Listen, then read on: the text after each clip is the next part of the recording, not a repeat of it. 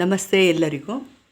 ನಮ್ಮ ನಾರಾಯಣಿ ಕಿಚನ್ನಲ್ಲಿ ಈ ದಿನ ಆಲೂಗಡ್ಡೆ ಫ್ರೈ ಸಿಂಪಲ್ಲಾಗಿ ಮಾಡಿ ತೋರಿಸೋಣ ಅಂತ ಇದ್ದೀವಿ. ಇದಕ್ಕೆ ಜಾಸ್ತಿ ಸಾಮಗ್ರಿಗಳು ಏನೂ ಬೇಕಾಗಿಲ್ಲ. ಯಾವ ರೀತಿ ಅಂತ ಮಾಡೋದು ನೋಡೋಣ ಬನ್ನಿ. ಮೊದಲಿಗೆ ಆಲೂಗಡ್ಡೆ ಬೇಯಿಸಿದ್ದೀನಿ. ಇದನ್ನು ಬೇಯಿಸಿಟ್ಕೊಂಡಿದ್ದೀನಿ. ಅರಿಶಿನ ಉಪ್ಪು ಹಾಕಿ ಒಂದೆರಡು ವಿಸಿಲ್ ಬಿಟ್ಟು ಬೇಯಿಸಿಟ್ಕೊಂಡಿದ್ದೀನಿ.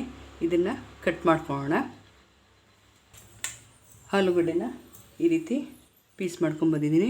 ನೀವು ಉದ್ದುದ್ದಕ್ಕಾದರೂ ಕಟ್ ಮಾಡ್ಕೊಬೋದು ಮತ್ತು ಈ ರೀತಿ ಆದರೂ ಕಟ್ ಮಾಡ್ಕೊಬೋದು. ಯಾವ ರೀತಿ ಆದರೂ ಕಟ್ ಮಾಡ್ಕೊಳ್ಳಿ. ಮಕ್ಕಳಿಗೆ ತುಂಬ ಇಷ್ಟವಾಗಿರುತ್ತೆ ಇದನ್ನು ಮಾಡಿಕೊಟ್ರೆ. ಈಗ ಬಾಣಲಿ ಇಟ್ಟು ಒಲೆ ಹಚ್ಚೋಣ. ಬಾಣಲಿ ಕಾಯಲಿ. ಕಾದ ನಂತರ ಒಂದು 5ರಿಂದ 6 ಸ್ಪೂನ್ ದೊಡ್ಡ ಸ್ಪೂನ್ ಅಷ್ಟು ಎಣ್ಣೆ ಹಾಕೋಣ. ನಿಮ್ಗೆ ಯಾವ ಎಣ್ಣೆ ಬೇಕೋ, ನೀವು ಯಾವ್ದು ಯೂಸ್ ಮಾಡ್ತಾಯಿದ್ರೋ ಆ ಎಣ್ಣೆನೇ ಯೂಸ್ ಮಾಡ್ಕೊಬೋದು.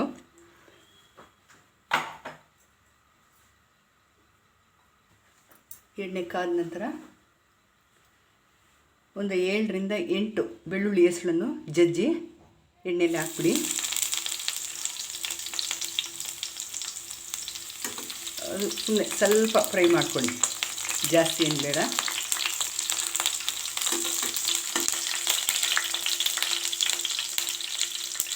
ಈಗ ಆಲೂಗಡ್ಡೆಗಳನ್ನ ಹಾಕೋಣ.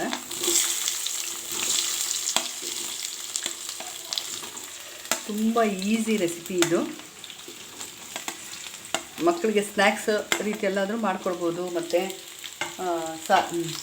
ರೈಸ್ಗೆ ಸೈಡ್ ಡಿಶ್ ಆಗಿನೂ ಇದನ್ನು ಯೂಸ್ ಮಾಡ್ಕೊಬೋದು.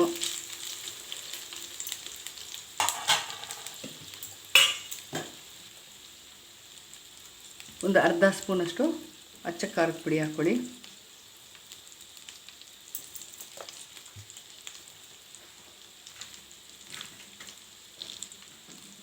ಒಂದು ಸ್ಪೂನಷ್ಟು ಸಾಂಬಾರು ಪೌಡ್ರ್ ಹಾಕ್ಕೊಳ್ಳಿ. ಇದು ನಾನು ಆಲ್ರೆಡಿ ಉಪ್ಪು ಹಾಕಿ ಬೇಯಿಸಿರ್ತೀನಿ, ಆದರೂ ಉಪ್ಪು ಕಡಿಮೆ ಇರುತ್ತೆ. ಉಪ್ಪು ಹಾಕಿ ಬೇಯಿಸಿದ್ರು ಒಂದು ಸ್ವಲ್ಪ ಉಪ್ಪು ರುಚಿಗೆ ತಕ್ಕಷ್ಟು ನೋಡಿ ಹಾಕ್ಕೊಳ್ಳಿ. ಜೀರಿಗೆ 1/4 ಸ್ಪೂನಷ್ಟು ಜೀರಿಗೆ ಪುಡಿ.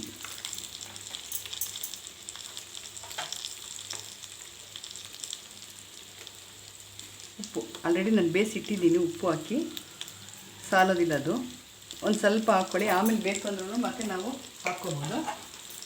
ಇದಕ್ಕೆ ಇಷ್ಟೇ ಸಾಮಗ್ರಿಗಳು. ಇದನ್ನು ಎಣ್ಣೆಯಲ್ಲಿ ಸ್ವಲ್ಪ ಫ್ರೈ ಮಾಡ್ಕೊಬೇಕು.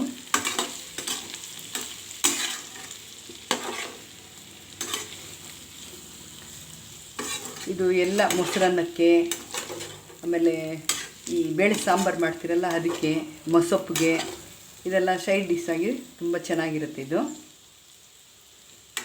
ಸ್ವಲ್ಪ ಹಿಂಗೆ ಹರಡಿಬಿಡಿ. ಎಣ್ಣೆಯಲ್ಲೇ ಸ್ವಲ್ಪ ಫ್ರೈ ಆಗುತ್ತೆ ಇದು.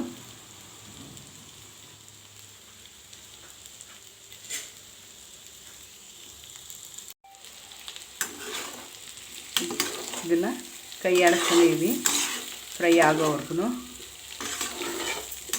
ಒಮ್ಮೆ ಮಕ್ಕಳಿಗೆ ಮಾಡಿಕೊಡಿ. ಮತ್ತು ಬ್ಯಾಚುಲರ್ ಅವ್ರೂ ಇದನ್ನು ಸುಲಭವಾಗಿ ಮಾಡ್ಕೊಬೋದು.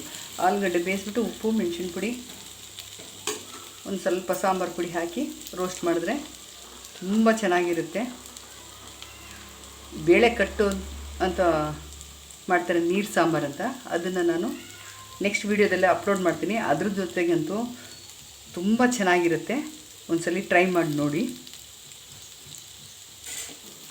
ನಿಮಗೆ ರೋಸ್ಟ್ ಬೇಕಂದ್ರೂ ಮಾಡ್ಕೊಳ್ಳಿ, ಇಲ್ಲಾಂದರೆ ಸ್ವಲ್ಪನೇ ಸಾಕು. ನಮ್ಗೆ ರೋಸ್ಟ್ ಬೇಡ ಅಂದರೂ ಸ್ವಲ್ಪ ಸ್ಮೆಲ್ಲು, ಹಸಿ ಸ್ಮೆಲ್ಲೆಲ್ಲ ಹೋಗುತ್ತಲ್ಲ, ಈ ಮೆಣಸಿನ ಪುಡಿ ಹಾಕಿರೋದು ಘಾಟೆಲ್ಲ ಹೋದ್ಮೇಲೆ ಆಫ್ ಮಾಡ್ಕೊಳ್ಳಿ.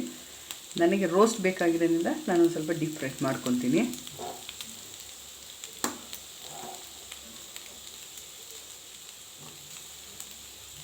ಇನ್ನು ಒಂದು 5ರಿಂದ 6 ನಿಮಿಷ ಫ್ರೈ ಆದರೆ ಸಾಕು.